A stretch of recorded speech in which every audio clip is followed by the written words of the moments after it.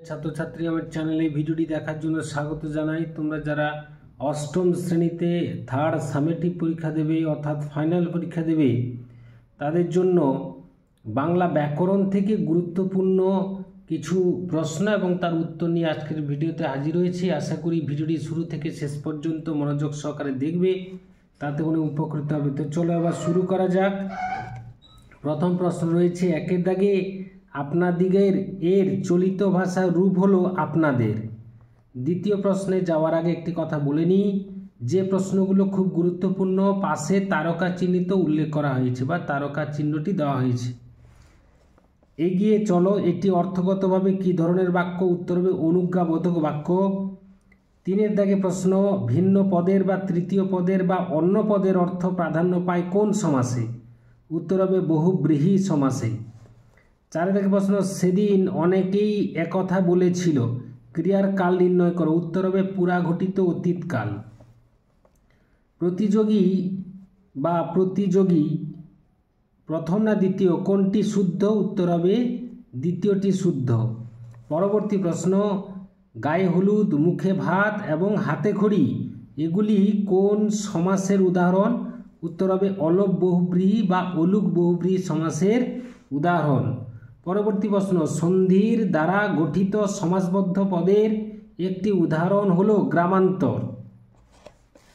পরবর্তী প্রশ্ন, আটের দাগে গুরুত্বপূর্ণ প্রশ্ন, আকবর দিন ইলাহি ধর্মমত প্রবর্তন করেন বা অশোক কলিঙ্গ জয় করেন, আলেকজান্ডার ভারত আক্রমণ করেন। এই যে তিনটি বাক্য, এই তিনটি বাক্যের ক্রিয়াপদের কাল হলো, উত্তর হবে ঐতিহাসিক বর্তমান কাল। পরবর্তী প্রশ্ন, সুতপা মেধাবী মেয়ে কিন্তু ভীষণ অহংকারী বাক্যটি হলো যৌগিক বাক্য। এরপরে 10এর দাগে প্রশ্ন, সিদ্ধ ধাতুর অপর নাম কি? উত্তর হবে মৌলিক ধাতু বা একদল ধাতু। অনুসর্গ কথায় বসে, অনুসর্গ শব্দের পরে আলাদাভাবে বা পৃথকভাবে বসে। পরবর্তী প্রশ্ন 12 দাগে, যে ক্রিয়ার কাজ এখনো সংঘটিত হচ্ছে তাকে বলা হয় ঘটমান বর্তমান কাল। 13 দাগে প্রশ্ন, উড়ে এসেছে রং বেরঙের পাখি, ক্রিয়ার কালটি হলো পুরাঘটিত বর্তমান কাল। 14 দাগে প্রশ্ন, যেসব পদের সমাস হয় তাদের প্রত্যেকটিকে বলা হয় কি বলা হয়? উত্তর হবে সমস্যমান পদ। 15 দাগে প্রশ্ন, পূর্বপদ ও পরপদ অর্থাৎ পরপদ বা উত্তরপদ এর অর্থ প্রাধান্য পায় কোন সমাসে? উত্তর হবে দ্বন্দ্ব সমাসে।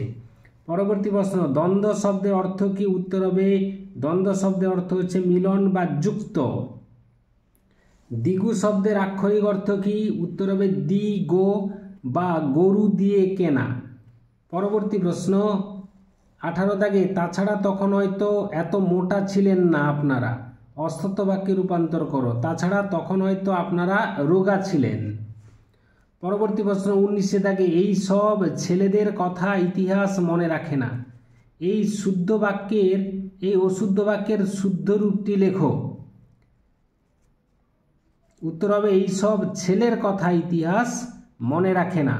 সমাস শব্দটির সাধারণ অর্থ কি? উত্তর হবে সংক্ষেপ বা সংক্ষিপ্ত করা বা সংক্ষিপ্তকরণ।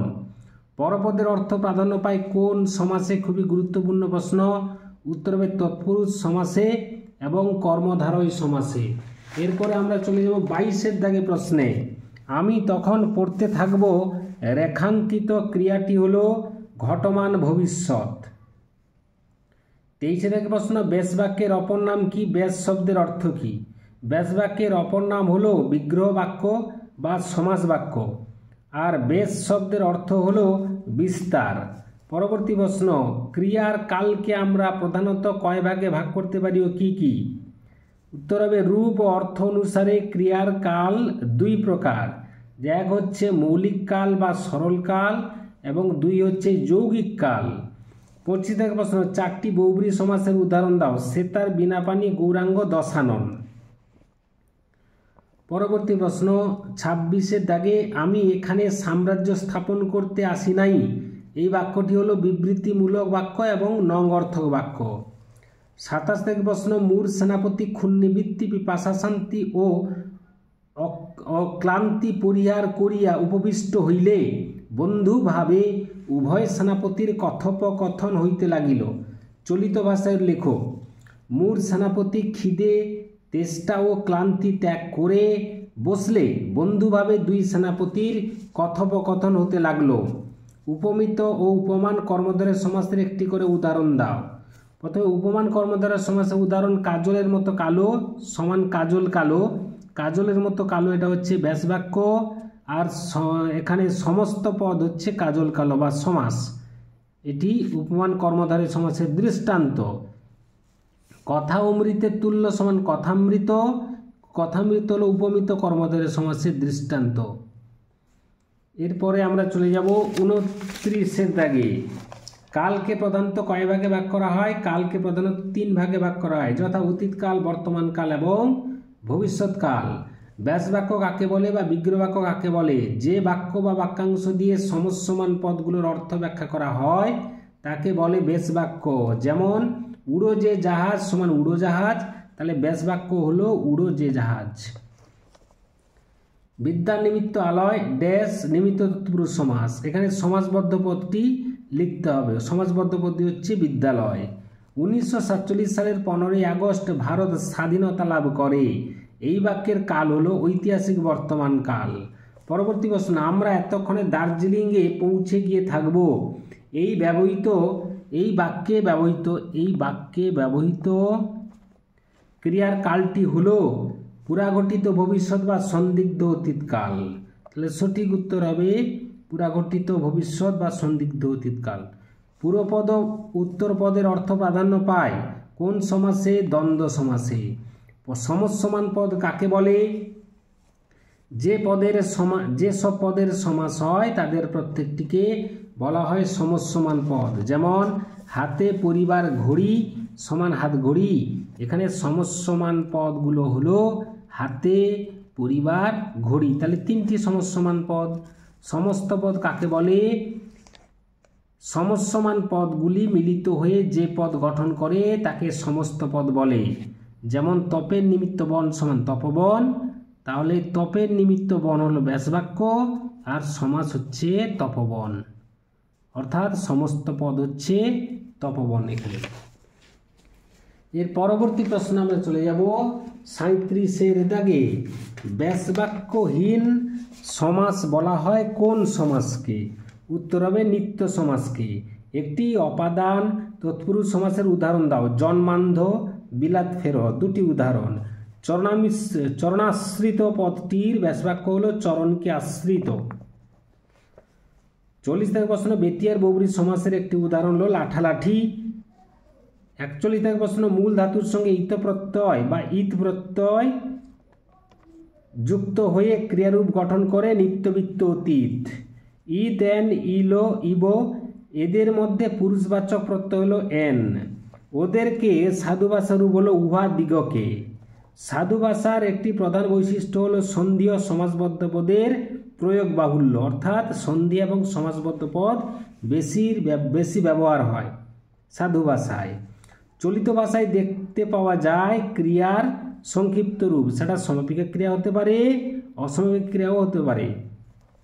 46 প্রশ্ন, নিচের কোন বাক্যটি ব্যাকরণগতভাবে ভুল?